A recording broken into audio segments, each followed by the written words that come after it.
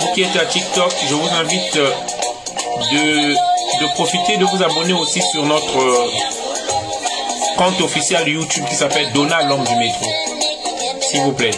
Parce qu'on a tellement de censure sur YouTube, même sur notre page Facebook, que je vous invite, si vous recevez notre message, s'il vous plaît, s'il vous plaît, s'il vous plaît, abonnez-vous sur notre YouTube, notre compte officiel.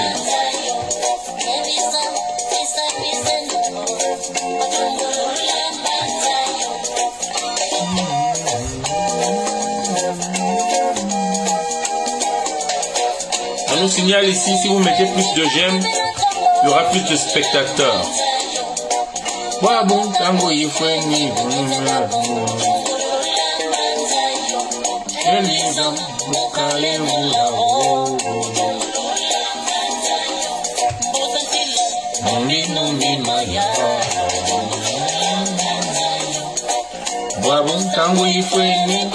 La chanson s'appelle, je l'ai enregistrée sur YouTube, Donald Ngunza. Ngunza, c'est N-G-U-N-Z-A.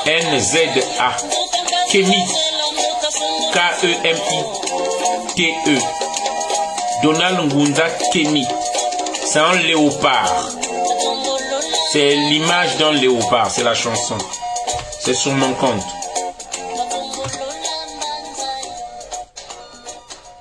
Comme je rappelle toujours, c'est l'histoire du peuple Congo.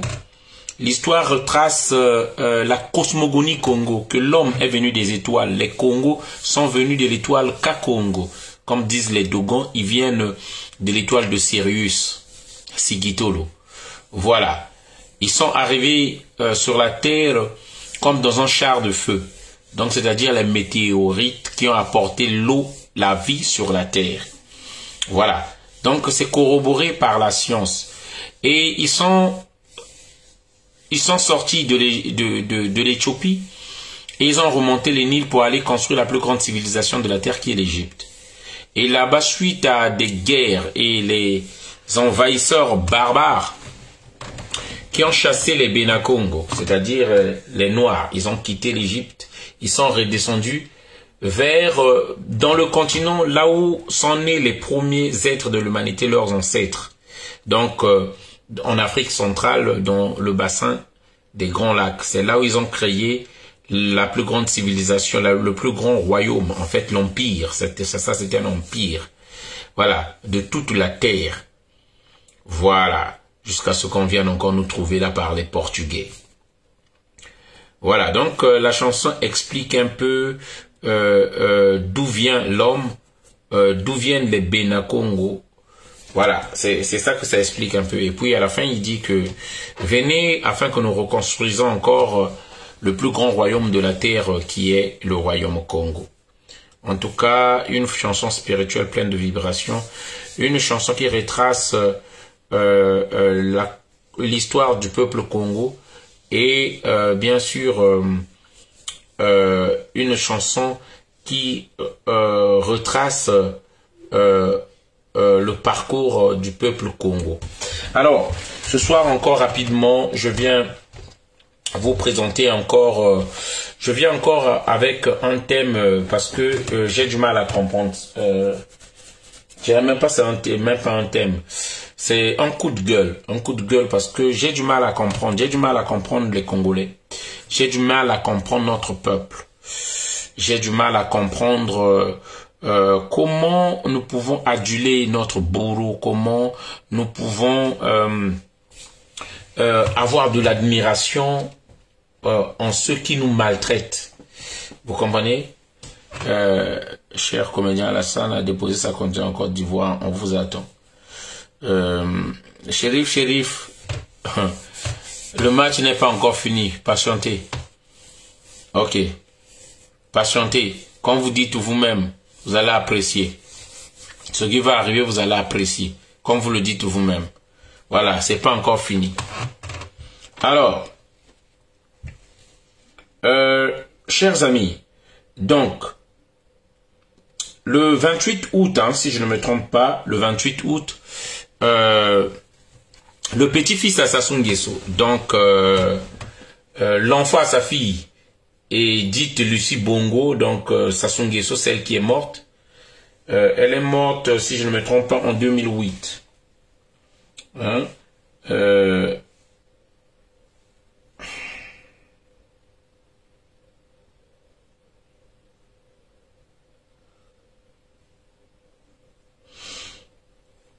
Elle est morte en 2009, le 14 mars 2009 à Rabat. Edith Lucie Bongo Ondimba, née le 10 mars 1964 à Brazzaville, Congo, est morte le 14 mars 2009 à Rabat, Maroc. Fille du président congolais Denis Sassou Nguesso, était l'épouse du président gabonais Omar Bongo. Ok? Voilà. En 2009, elle est morte en 2009. Edith Lucie Bongo. Certains Congolais, je ne sais pas qu'est-ce qu'ils trouvent d'extraordinaire sur cette dame-là, qu'on nous dit c'était quelqu'un de bien, c'était que non, c'est des usurpateurs du pouvoir congolais. Son père est arrivé par effraction. Je ne sais pas comment vous pouvez tomber d'empathie ou de sympathie pour elle. Je ne vois pas ce qu'elle a fait pour vous. Je ne vois pas. En fait, c'est les sentiments et les émotions qui vont tuer les Congolais. Hein? Vous allez défendre une personne qui n'a jamais rien fait pour vous. Lorsque son père tuait les Congolais, elle était où? Lorsque son père tuait les Congolais, elle est plus âgée que moi, elle était déjà là. Lorsque son père apprenait le pays par coup d'État, elle a fait quoi pour les Congolais? Lorsque son père est parti prendre jusqu'à des hélicoptères, des avions de guerre, on a bombardé plus de 600 000 Congolais. Et ça, c'est le minimum encore que nous disons. Elle était où? Ok? Afin que vous sachiez. Donc, chers amis, donc, nous allons donc parler rapidement, hein, parce qu'il faut qu'on parle. Rapidement. Donc, le 28 août,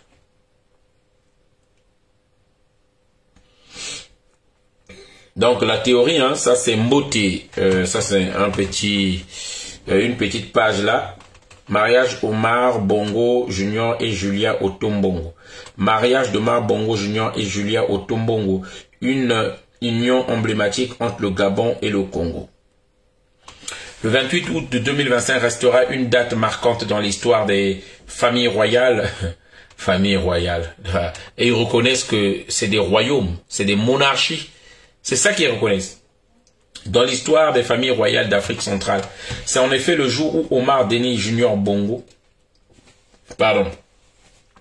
fils de l'ancien président gabonais Omar Bongo Ondimba et Julia Otombongo, issus d'une influente famille congolaise, ont scellé leur union lors d'une cérémonie coutumière empreinte de tradition et d'émotion. Beaucoup nous diront ici, ce monsieur-là, il doit pas son argent juste, c'est pas l'argent juste congolais. Son père, c'était le président du Gabon, Omar Bongo. Donc, c'est pas juste de l'argent des Congolais. Mais, je suis juste étonné, outré, surpris par pourquoi vous faites des éloges d'une telle famille. Certains ici qui vont dire, regardez la fille, regardez les cheveux qu'elle a fait. Vous savez, qu'est-ce qui la rend belle? C'est l'argent. Vous comprenez? C'est l'argent. Si elle n'avait pas l'argent, cette femme-là, Anzola Vanda, Nkabaya, qui kwaya Nkunzu. Comprenez? Si un manager vient en Bongo, toute cette beauté-là n'allait même pas être là. C'est parce que c'est l'argent, que ce soit du Gabon, du Congo, qu'ils ont pris, et c'est ça qui les nettoie comme ça là. Vous comprenez? Tu peux être pauvre. Dès qu'on t'annonce que tu as reçu 5 000 milliards qu'on a mis en ton compte, vous allez voir l'hormone qui sécrète le bonheur, la joie, le plaisir, le bien-être, hein, va libérer ces hormones-là. Vous vous sentirez joyeux, bien. Vous allez voir votre santé, même si vous avez des maladies, ça va se rétablir tout de suite parce que vous êtes devenu riche, vous êtes devenu milliardaire. C'est l'argent qui fait ça. C'est l'argent des Congolais qui les entretient comme ça. C'est pourquoi vous voyez Sassou, à 81 ans, ça aussi, c'est l'âge qu'il a menti. Il a plus que ça. Il paraît jeune parce qu'il est entretenu par l'argent. Il y avait des gens beaucoup plus vieux que lui. Plus jeunes, pardon, que lui. Ils sont morts parce qu'il n'y a pas l'argent. Laissez Sassou enlever lui le pouvoir. Sassou ne va pas vivre une année, il va partir. Au cas où vous ne le savez pas, je vous fais des rappels. Laissez Sassou une année. Il a perdu le pouvoir, il va partir. Ce qui leur fait vivre comme ça, c'est l'espoir, c'est l'argent, c'est l'entretien. Et l'expérience de vie a été réduite au Congo à cause de la misère qu'on vous impose. C'est ça la vérité. Il faut comprendre. Moi, je suis outré. Ils se sont mariés, mais qu'est-ce qu'on en a à foutre? Ils ont fait un grand mariage. À la limite, qu'est-ce qu'on en a à foutre? Les Congolais deviennent les premiers à plébisciter le mariage de ceux qui leur font souffrir. Parce qu'elle fait partie du clan de ceux qui nous font souffrir. Hein? Une alliance entre deux lignées politiques prestigieuses, cet événement intime revêt une dimension hautement symbolique. Omar Denis Junior Bongo incarne en effet une double lignée politique prestigieuse, étant à la fois le fils du défunt président gabonais et le petit-fils du chef de l'État congolais Denis Sassou Nguesso. À ses côtés, Julien Otombongo s'est distingué par sa grâce et son charisme. Ensemble, le couple incarne l'alliance de deux histoires familiales marquées par le pouvoir et l'engagement, mais aussi par une vision tournée vers l'avenir. Ah Seigneur. Bon, eux, ils ont reçu leur argent, c'est normal qu'ils parlent comme ça. Une cérémonie sobre et authentique. La cérémonie qui s'est déroulée à Olombo, au nord de la République du Congo, a privilégié la sobriété et l'authenticité. Quelle sobriété? On a fait la publicité partout pour que tous les gens viennent. Pour que les gens viennent voir le prince qui est en train de célébrer son union. Ok? Loin du faste, c'est le faste. Les organisateurs ont mis l'accent sur l'essentiel, l'affection, le respect et la volonté de bâtir une vie commune. Familles proches et personnalités venues du Congo et du Gabon ont honoré de leur présence cet événement qui illustre une fois encore le lien particulier entre Libreville et Brazzaville. Porté cette fois par l'amour et le partage, un mariage qui scelle le rapprochement entre deux peuples. Au-delà, non, entre deux familles, pas deux peuples. Nous, on n'a rien à foutre avec ces gens-là, surtout moi, personnellement. Et je parle au nom des Congolais, je sais qu'ils se reconnaissent en moi là. C'est pas deux peuples. C'est deux familles, des imposteurs, des voleurs, des criminels, des usurpateurs. C'est de ça qu'il s'agit. C'est ça la vérité. Hein? En effet, la cérémonie se poursuit à Ngouoni au Gabon. renforçant ainsi le rapprochement symbolique entre le Congo et le Gabon, deux pays aux héritages culturels et politiquement intimement liés. Ces deux familles, des imposteurs, des criminels, des voleurs, imposteurs au Gabon, imposteurs au Congo. Omar Bongo, c'est un imposteur. Il ne serait pas là si le peuple gabonais était libre. Parce que nous rappelons, lorsque le peuple gabonais s'est révolté, ils ont pris Léomba. On l'a mis dans la forêt là-bas. C'est l'armée française qui est partie le récupérer. Et c'est l'armée française qui a imposé Omar Bongo. C'est ça la vérité. C'est ça la vérité qu'on ne le dira pas aux gens. Vous comprenez? Ces deux peuples-là sont pris en otage par ces familles de gangsters-là. Plus qu'une simple annonce familiale, cet événement ouvre un nouveau chapitre à la fois dans l'histoire des familles royales d'Afrique centrale et dans les relations entre les États voisins. C'est ça qui est bizarre. Les Congolais ne savent même pas leur bourreau. Vous êtes entre, comment on appelle, admiration. Vous êtes des figurants. Voilà, c'est comme ça que vous, franchement c'est ça. C'est comme ça que vous vous reconnaissez comme des figurants dans un film dont les acteurs c'est les familles Nguesso, Omar Bongo. Vous êtes des figurants. Les Congolais se reconnaissent eux-mêmes comme des figurants. Dans les acteurs du film, c'est la famille Nguesso. Parce que je ne peux pas comprendre comment, dans toutes les chaînes de télé, dans toutes les pages, vous êtes en train de les plébisciter. Ceux-là qui ont réduit l'espérance de vie des Congolais. Ceux-là qui font mourir des familles congolaises à l'entrée des hôpitaux, à l'accueil des hôpitaux parce qu'ils n'ont pas d'argent pour se faire opérer. Ou pour des petits cartons de Nivaquine de 500 à 1000 francs pour se soigner du palu. Vous comprenez? Ces familles des criminels là, ces familles qui ont fait leur ascension par le sang, des litres, des rivières de sang des Congolais et des Gabonais.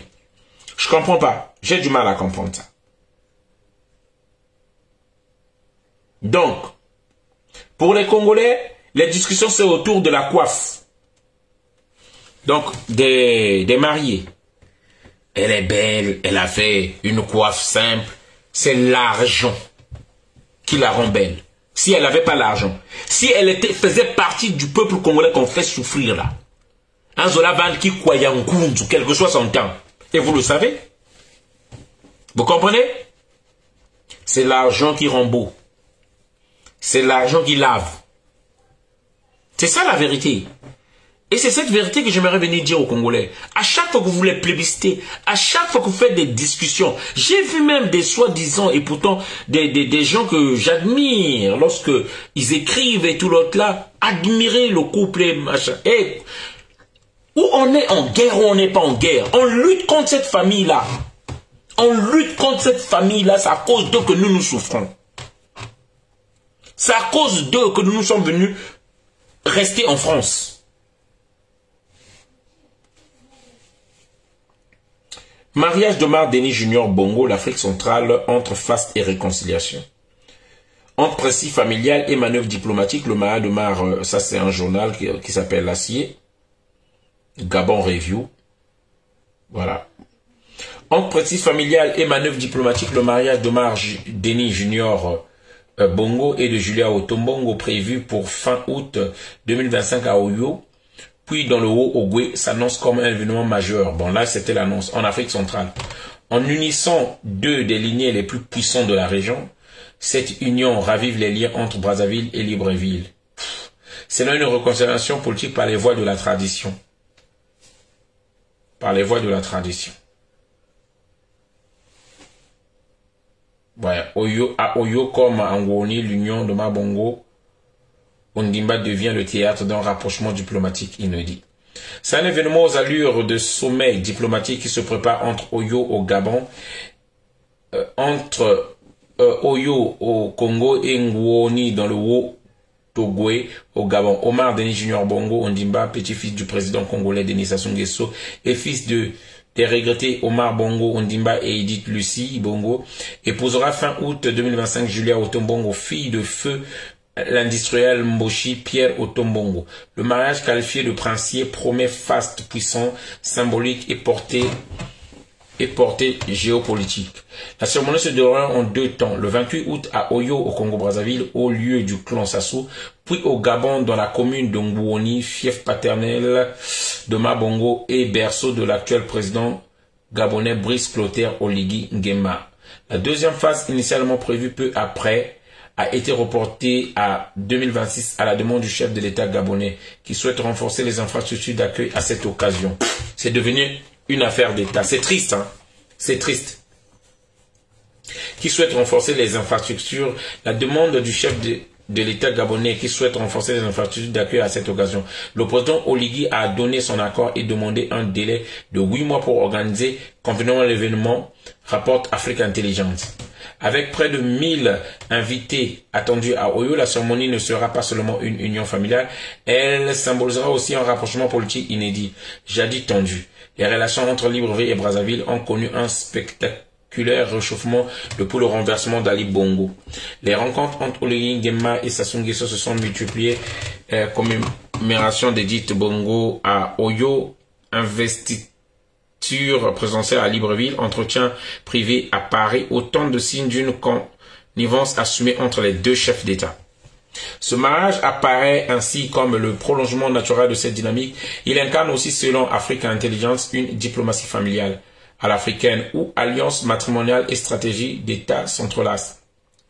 Déjà, le futur marié s'emploie à jouer les conciliateurs au sein de la galaxie Bongo, réunissant en juin à Londres plusieurs membres dispersés de la fratrie, dont Ali Bongo lui-même. Si ce mariage unit 2 héritiers, il lie surtout 2 héritages, celui de la puissance pétrolière congolaise et celui de l'ancienne.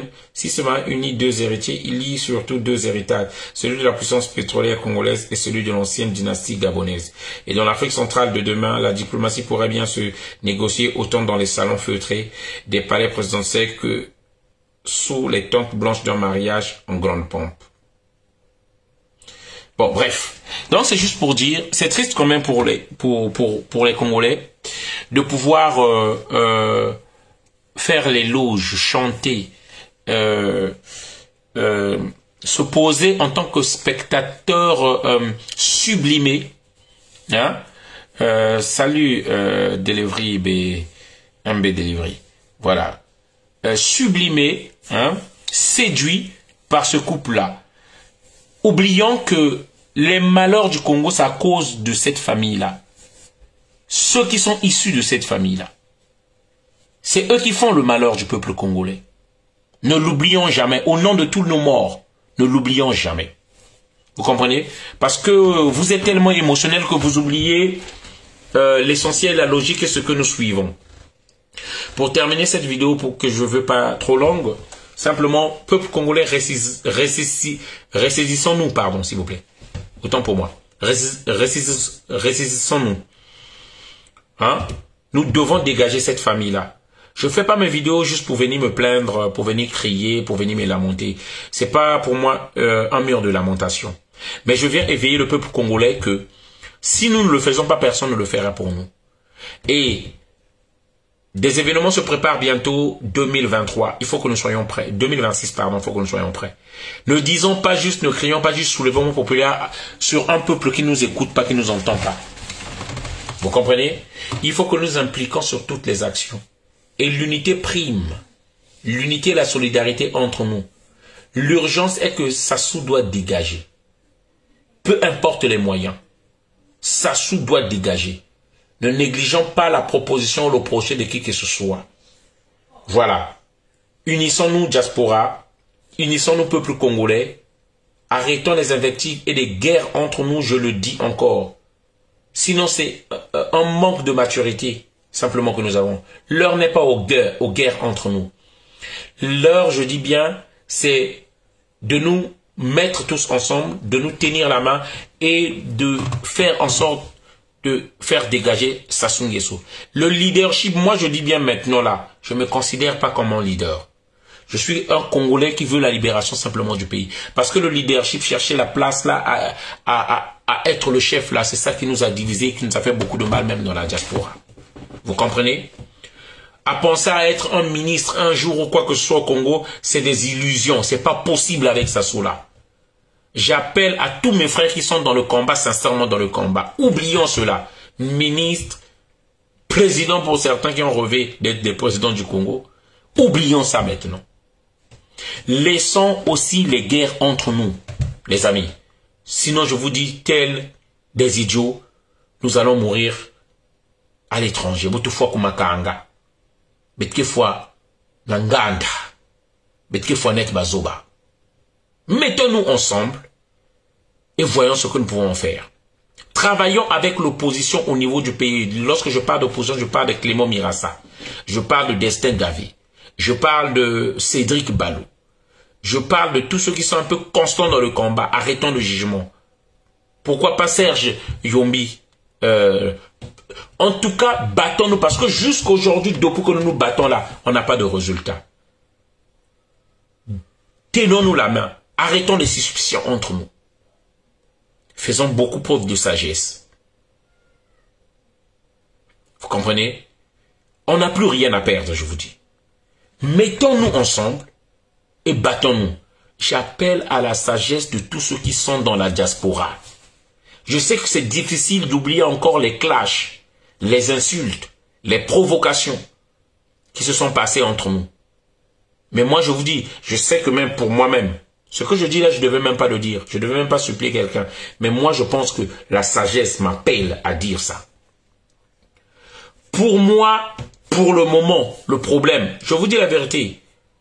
Pour moi, pour le moment, le problème, c'est pas Ntoumi. Beaucoup disent que Ntoumi travaille avec Sassou. C'est pourquoi vous ne voulez pas vous engager ni le soutenir. Oui, vous voulez entendre ça de ma bouche que je le dise. Moi, personnellement, pour moi, actuellement, le problème, c'est pas Ntoumi. Le problème est que tous ceux qui se disent qu'ils combattent Sassou, regardons-la jusqu'au bout de leur logique, s'ils combattent Sassou. Ne nous divisons pas. On a besoin de la force de tout le monde. Je sais que beaucoup de choses se sont dites où la réconciliation devient impossible. Nous retombons dans le même piège que sont tombés nos anciens.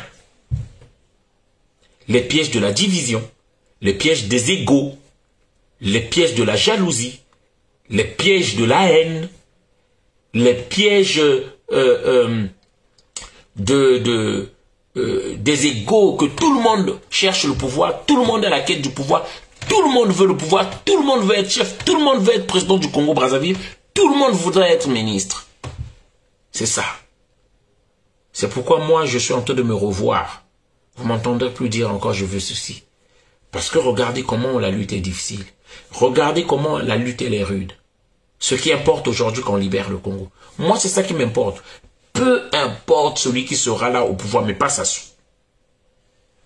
Et je suis prêt à me mettre très humblement dans le respect avec tout le monde pour que nous travaillions. C'est pourquoi je suis revenu encore à parler du Congo actuellement. Voilà le message que je voulais faire passer. Chers amis, chers compatriotes. Et à tous les Congolais, sachez-le. Mon tu veux que vous délivrer toi, il n'y aura personne. C'est toi et moi. C'est pas l'ONU. Et moi je dis encore, moi encore, c'est pas la France qui va nous aider. C'est toi et moi qui devons inverser le rapport de force. Qui devons les obliger à regarder le problème du Congo. Nous l'avons déjà fait en 2016. J'ai confiance au peuple congolais. Malgré lorsque je parle de la lâcheté du peuple congolais, malgré, je veux juste être dur, afin que vous vous réveillez, vous changez en République d'Oyo, village. Non, en République du Congo, il n'y a pas de président de République. Je veux juste secouer les Congolais pour vous réveiller. Parce que je ne peux pas comprendre ce peuple-là qui a été le guide de l'Afrique centrale. Le guide des révolutions. On avance. Soit encore aujourd'hui là, à végéter, soumis, écrasé sous le poids de la dictature de Sassou Nguesso. Et nous ne pouvons plus rien dire. Je ne peux pas accepter ça. Je vais réveiller coûte que coûte mon peuple. Et malheur, maudit soient les trahisons de ceux-là qui préfèrent ne pas parler, ne pas partager la vidéo, ne rien dire. Ces lâches-là parce qu'ils vont au pays. Parce qu'ils veulent aller au pays, prêts à troquer la souveraineté du Congo, la libération du peuple congolais. Parce que lui doit aller au Congo, lui doit aller faire du tourisme sexuel au Congo-Brazzaville. C'est ça que je ne pardonnerai pas aux gens. Nos enfants souffrent. Nos enfants n'ont pas d'avenir. Nos enfants n'ont pas d'avenir. Ici, en France, on commence à nous faire la chasse à l'homme ici. La chasse à l'homme au noir ici, là. C'est pourquoi je dis l'avenir de mes enfants. Je souhaite pas que ça soit ici. Et peuple congolais, s'il vous plaît, je vous le demande. Si nous aimons notre pays, impliquons-nous alors. Impliquons-nous à faire changer ça. Ils ne feront pas changer, ne créeront pas de boulot. Il ne lâchera pas le pouvoir de lui-même. C'est nous qui devons l'enlever. Il faut qu'on se lève. On est obligé. Le pays est endetté à fond. On est obligé d'enlever ce monsieur-là. Il doit partir. C'est pourquoi je n'abandonne pas. Pensez que je ne suis pas fatigué, je reviens du travail là. Pourquoi je suis là encore à faire des vidéos? Parce qu'il faut réveiller ce peuple-là. Bonsoir chers tous. Merci encore. Partagez la vidéo. Je voulais encore taper sur ce mariage-là. Arrêtez ça. Arrêtez de parler plus d'eux encore. Je vais arrêter de parler, de leur faire la publicité. Arrêtez de parler d'eux. Ils sont des pilleurs, des voleurs de pays, dans le pays. Ils ne nous aiment pas.